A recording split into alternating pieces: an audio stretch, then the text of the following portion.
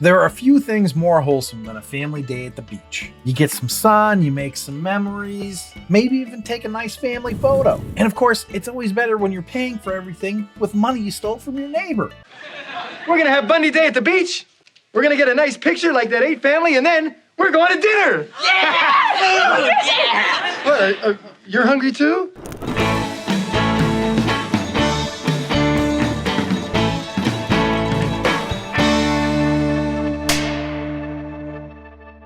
All right, so this is one of those episodes where the setup sounds kind of sweet. Al wants to take his family to the beach, spend some time together, and even get a family photo, which for this show is basically a red flag. With that in mind, welcome back to The Rank. I'm John, and today we're going to be ranking the 21st episode of the 3rd season of Married with Children, titled Life's a Beach, written by Ralph Farquhar and directed by Jerry Cohen. Let's see how this one stacks up, starting with the episode overview. So we open the episode with an allusion to the kids panhandling for money. Kelly even has a picture of Al that says he's their dad, which is meant to show that they really need help. But the panhandling isn't where the looking for money will stop. They're gonna go into the coat closet and go through coat pockets. But when they open the door, Peg is already in the closet going through the pockets. And then Peg's gonna try to throw them off the scent. But the kids know what's up. They even tell her, we're already starving. We've given up on getting food. We just want money. So to try to confuse them and throw them off, Peg pretends to throw the change that she found up in the air and bolt for the door.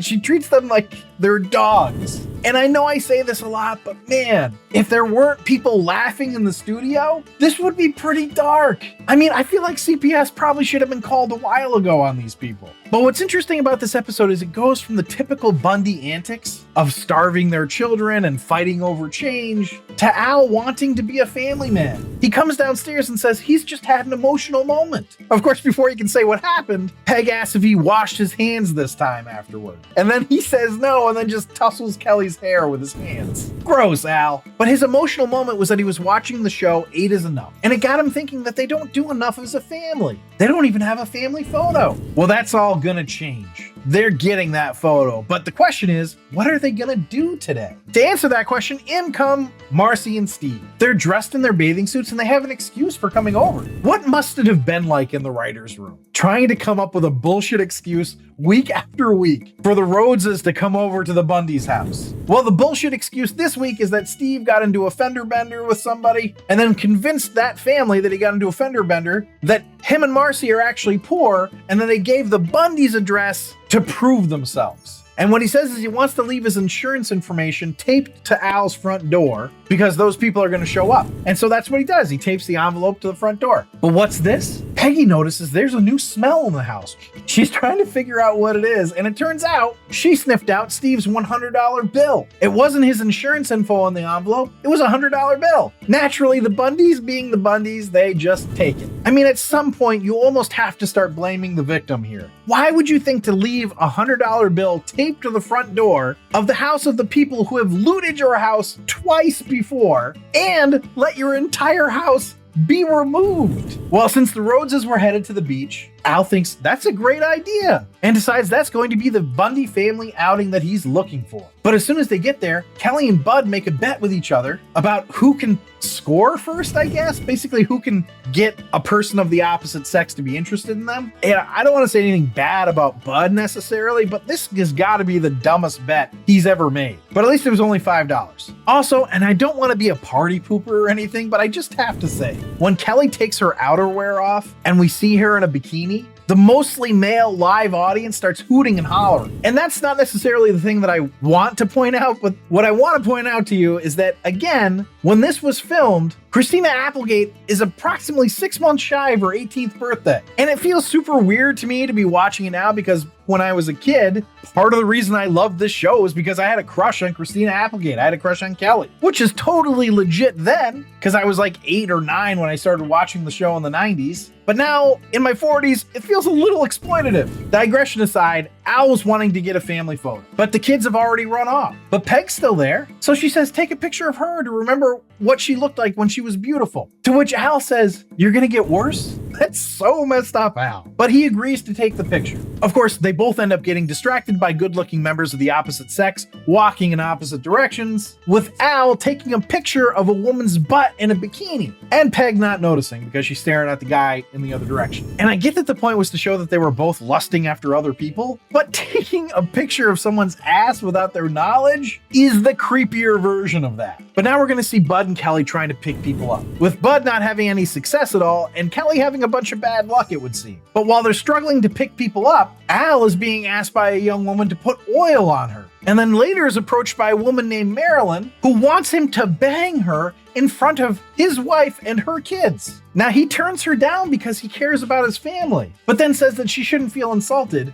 because he'd say the same thing to his wife if she asked for sex. It is so strange to me that they show him as being so turned on by the opposite sex that he'd take a picture of a woman's ass, but when propositioned, he turns it down and even has the audacity to say that he would turn it down from his wife as well. I mean, Al, what gives? What do you want? So now we're going to cut over to Marcy, who's lusting after some bodybuilder guy on the beach. And as he walks by, she continues to lust after him, even as Steve is walking up and she's drying him off. But she's masquerading it as if she's talking about Steve. But we're going to cut back over to Bud, who's on the verge of giving up on trying to get a girl at the beach. Now there's a little girl on the beach that's next to him, and she's sad because her bucket broke. Bud, very kindly I might add, fixes it for her. But you know the old axiom, no good deed goes unpunished. Well, that's what's going to happen to poor Bud. This little girl's going to start calling him her boyfriend, and then starts cock-blocking him like crazy. For instance, Bud almost convinces one girl that he's Bud Bon Jovi, and that he could get her in a rock video. She's into it. She's like, I'll do anything to be in a rock video.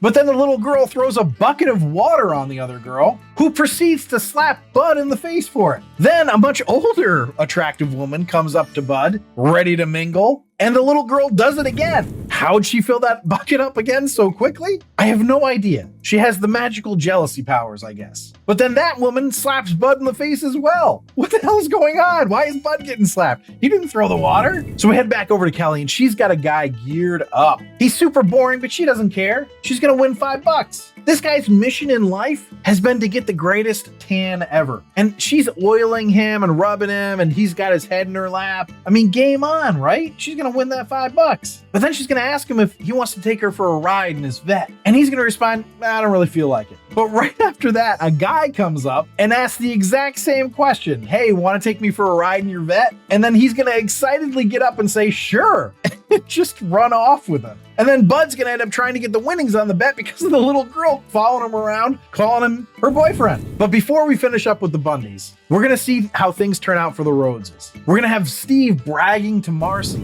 about convincing the other family that they were actually as poor as them. And he's laughing about how obviously they have so much more money than them. And he's laughing about how the $100 that he offered them wouldn't even be able to fix their damages. And basically, these people are chumps, right? Of course, he doesn't know that the Bundys stole his money and left a note in that envelope that said, gone to the beach, ha ha, loser.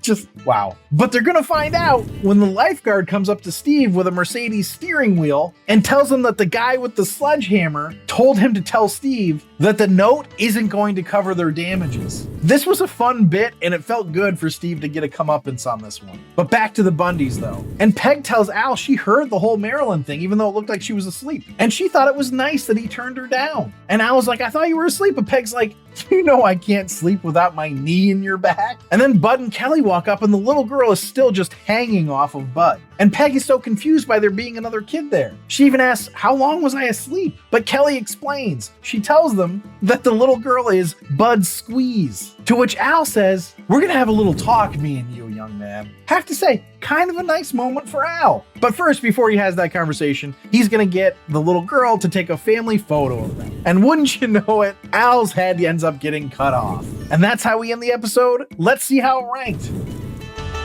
Oh, rank. So the rankings are ranked the episode based on 5 categories: story, acting, dialogue, episode coherence, and character relatability. I rank it on a scale of 1 to 5, 1 being the worst, 5 being the best. And then I have a laugh counter where I tally up the amount of times the episode made me laugh. 1 point per laugh out loud gets added to the score. But before I dive into the rankings, I just want to say, if you're enjoying this episode, please leave a like down below. It really does help me out. But without further ado, the first category is story. And the story is that Al, of all people, wants to get a family photo. So they're gonna go have a family day at the beach. And and get said photo. It's a flimsy story, and also on any other family sitcom, it's probably a reasonable one. But on Married with Children, it feels, well, weird. Still though, the story is fine. I gave it a 2.75. So that brings us to acting. And there were a lot of guest stars in this one, which can be a detriment to Married with Children, but they were all pretty decent in this episode. I don't know that anybody really stood out in either direction. I gave it a 3.5. So that brings us to dialogue. It was decent. It wasn't the funniest episode, but it was still funny throughout. I actually think I ended up enjoying it more as I was writing the overview than I did when I was watching it. So maybe it's just one of those episodes you have to sit with for longer. I gave it a 3.75. And that brings us to episode coherence. I think the only glaring thing from a series coherence standpoint was that it didn't feel like Al for him to want a family photo. But that's not a big deal. And who's to say that he wouldn't have those whims sometimes? The only other one that I'll mention is that the little girl somehow having 2 buckets full of water from the same bucket. After having just thrown water at one girl, she gets the second one. I also don't know if the whole sexualizing a minor should go in this category or not, but I'm going to put it here, and therefore it's going to drop a little bit more. I gave it a 3.75. So that brings us to character relatability. And this is actually a pretty decently relatable episode. A father wants to get a family photo and have a fun day with his family at the beach. Taking their neighbor's money is probably a little less relatable, but it's enjoyable that they did. Marilyn wanting to bang Al in front of his wife and her kids is also a little less relatable. I mean, even for people who are exhibitionists, this feels like a line crossing event. Still,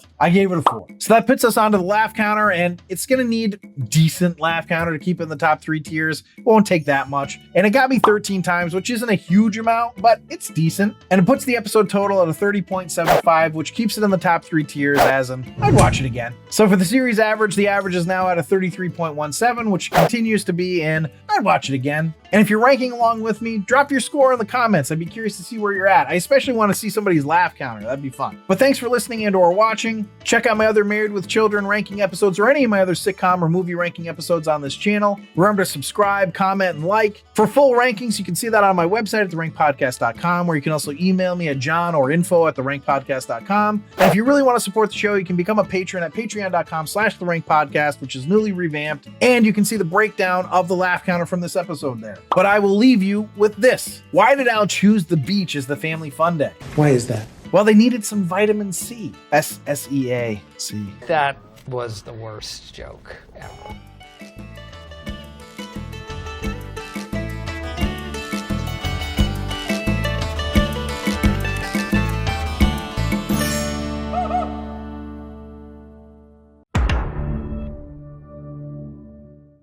So we open the episode with an allusion to the kids panhandling for money. Pelly?